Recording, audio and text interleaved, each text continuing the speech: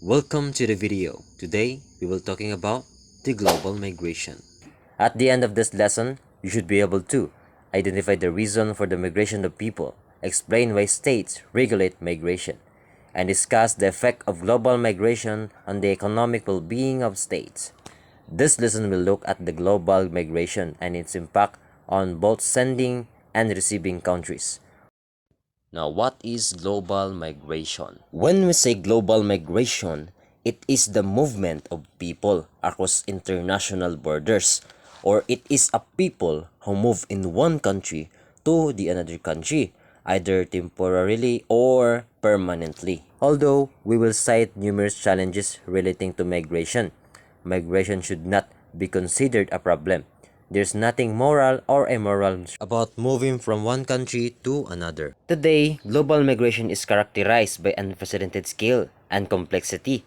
Millions of people are on the move, driven by a range of factors such as economic opportunities, people seeking better jobs, higher wage, and improved living standards, and political stability, fleeing conflict, persecution, and human rights violation, and environmental change.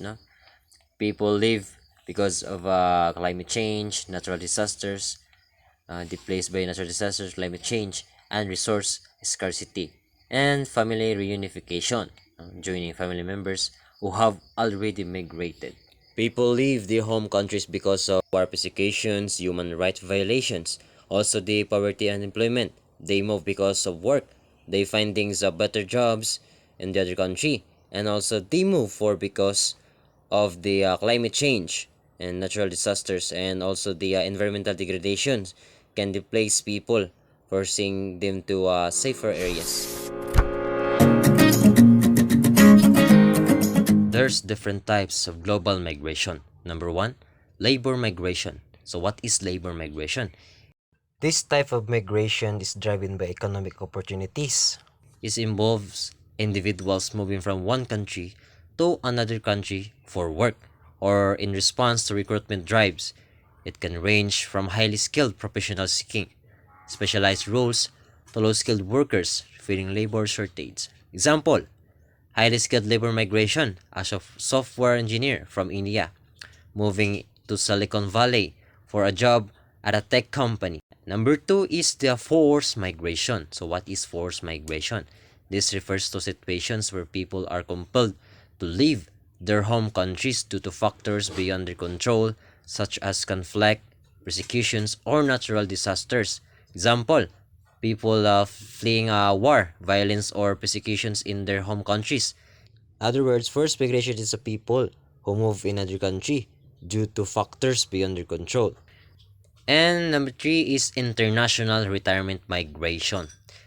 This involves individuals who retire or relocate to another country, often for a better quality of life, lower cost of living, or access to specific amenities like warmer climates or better healthcare. Example, a retired couple from the United States moving to a coastal town in Portugal for a more relaxed lifestyle. Number four is the family reunification migration. It is individuals migrate to join family members who have already settled in another country. This is often driven by cultural and emotional ties, as well as the desire for support and stability. The example is a child joining their parents who have already migrated to a new country. And number five is the internal migration. So what is internal migration? This involves people moving from one region to another within the same country. It's distinct from international migration as it doesn't involve crossing international borders. Example, moving from a rural area to a city within the same country for better job opportunities or education.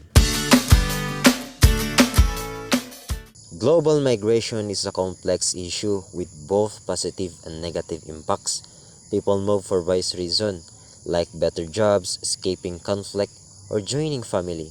This movement affect both the countries people live and the countries they go to. Now, what are the impact for the sending countries? Now, this is the impact for the sending countries. Benefits: money sent back by migrants help families and skilled workers returning bring new knowledge. But also there's a challenges, like losing skilled workers can hurt development, and losing young people can strain social services. Example, in the Philippines, many Filipinos migrate to work abroad, sending remittances back home that support families and contribute significantly to the Philippine economy. However, this also leads to a brain drain of skilled professionals, particularly in healthcare and education. Now let's proceed to the receiving countries. Benefits: migrants fill jobs, both economies, and add cultural diversity. But there are also challenges. Competition for jobs and housing can arise, and integrating migrants can be difficult. Example, in the United States, the US has historically been a major destination for immigrants, contributing to its economic growth and cultural diversity. However, this has also led to debate about immigration policies, competition for jobs, and the challenges of integrating immigrants into society. Global migration is a dynamic and evolving phenomenon.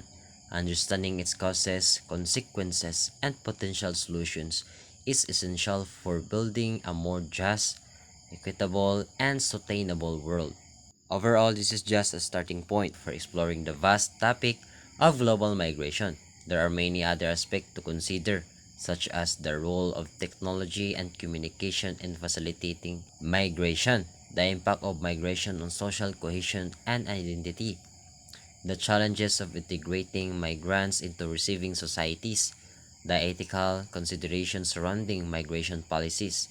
By understanding the complexities of global migration, we can work towards creating a world where people can move freely and safely while contributing to the well-being of both sending and receiving countries. And that's the end of my discussion. Thank you.